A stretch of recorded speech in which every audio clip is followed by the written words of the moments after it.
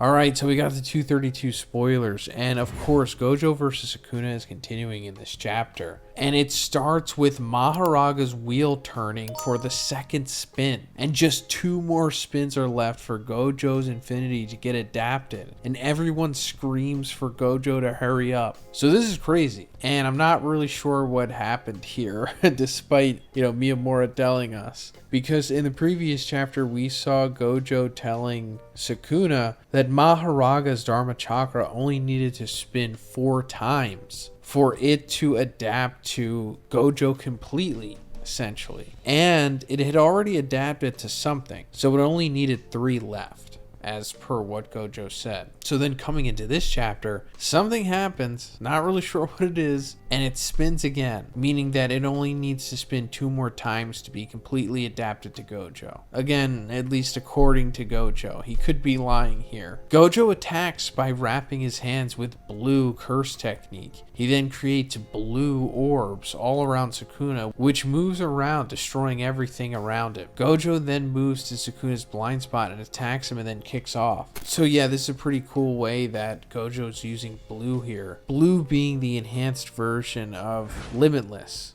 Like when he powers it up with just regular cursed energy, which I guess you can just say is negative cursed energy, it creates like a vacuum-like ability. So he's making like vacuum orbs here, and they're just carving through anything that's near them. But then the wheel turns for the 3rd time, meaning that there's 1 spin left. And Yuji asks, how does the wheel adapt to a technique? And does it adapt after taking some time or by taking the attacks twice? And Kusakabe says, Gojo's only using blue curse technique so far. Kashimo says, whichever option could be possible. So yeah, good questions here, of course. And I don't think we'll ever know how the wheel is able to adapt the technique and how Sukuna is able to just have the Dharma Chakra wheel separate from Maharaga and adapt for him. I mean, we don't even know what Maharaga is. Just ask that question in the first place. But I guess this means that he's adapted to blue, since that was the last thing that Gojo used here. Meaning that there's 1 spin left. And we'll see what's going to happen, but man, it really raises a lot of questions. So Gojo plans to take Sukuna by surprise by giving him the impression that he will only use blue, but then he suddenly attacks at point blank with his curse technique reversal red. So yeah, this is just classic Gojo, especially what he's been doing to Sukuna in this fight. Catching Sukuna in their little back and forth here and raising his fingers and blasting him with red, which like we talked about before with blue, he's using negative cursed energy or just regular cursed energy, but with red, he's using positive cursed energy, and it's creating this repel effect, the blast that happens. And positive cursed energy is actually the same type of energy used for reverse curse technique, like the healing ability that they use. But Gojo's red doesn't deal as much damage to Sukuna because he used domain amplification just in time, and the wheel had darkened. But he couldn't fully neutralize red because it's limitless enhanced. And Sukuna taunts Gojo by saying being sloppy and hesitating because your moves are red. So yeah, Sukuna's using domain amplification here, where he's basically coding himself in his own domain. And it basically neutralizes the curse techniques of their opponents. But it also shuts down their own curse technique. So I guess that's why the Dharma Chakra darkens, and it's unable to adapt to abilities. But Sukuna gets hit with Gojo's red from behind in the next instance, which was shot back then.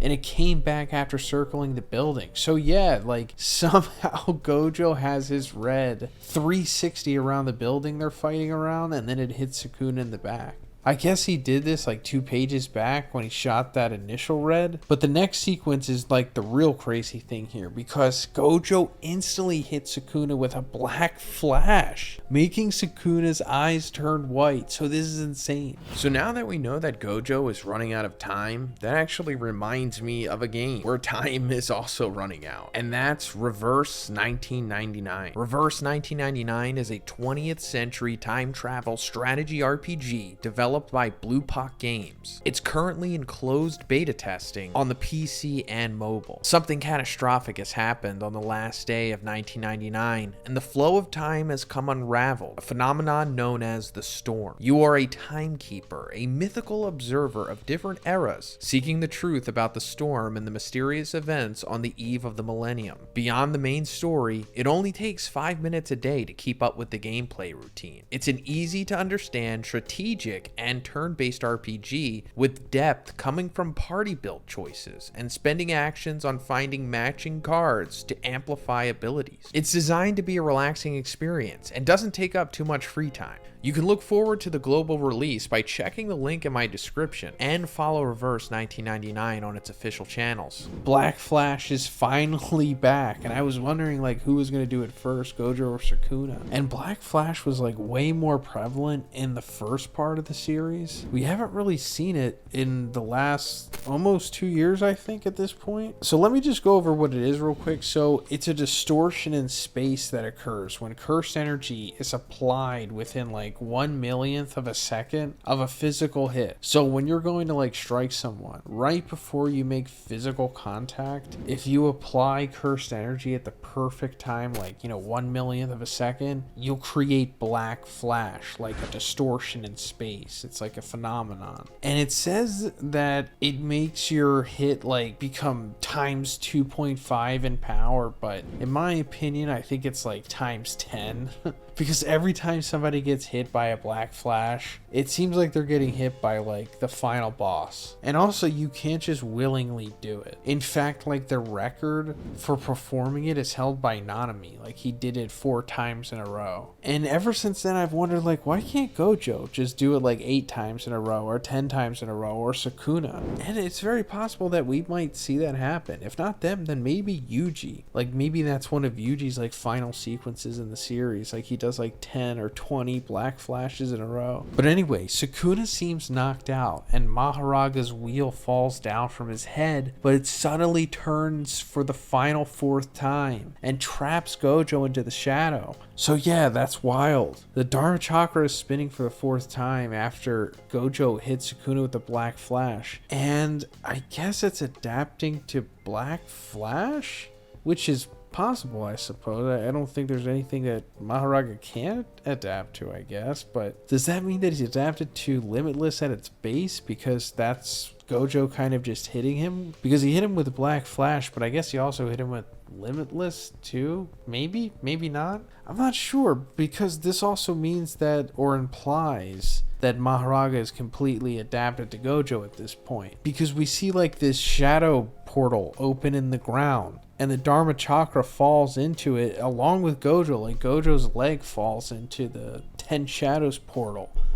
And then out of the 10 Shadow portal comes Maharaga. And Yuta and Yuji scream Sensei as Maharaga reappears from the shadow and slashes GOJO. So yeah, Maharaga's coming out of the portal here, and I guess he's finally taking over to fight. Like Sukuna has taken enough shots and has adapted enough for Maharaga, so now he can come in and fight GOJO, where GOJO apparently can't win. But then again, like I said, GOJO could have been lying about the amount of spins it takes to adapt to him completely. And he's also getting slashed here at the end of the chapter, but I'm pretty sure that he can just reverse curse technique this, like he has been before. Like I don't think Maharaga's positive cursed energy blade would prevent that. But yeah, that's pretty much it for this one, guys. We'll go over more about GOJO versus Maharaga in the full chapter review that will come out later this week, so subscribe for that if you haven't already, and like the video if you haven't. Have a great day. I'll see you in the next one.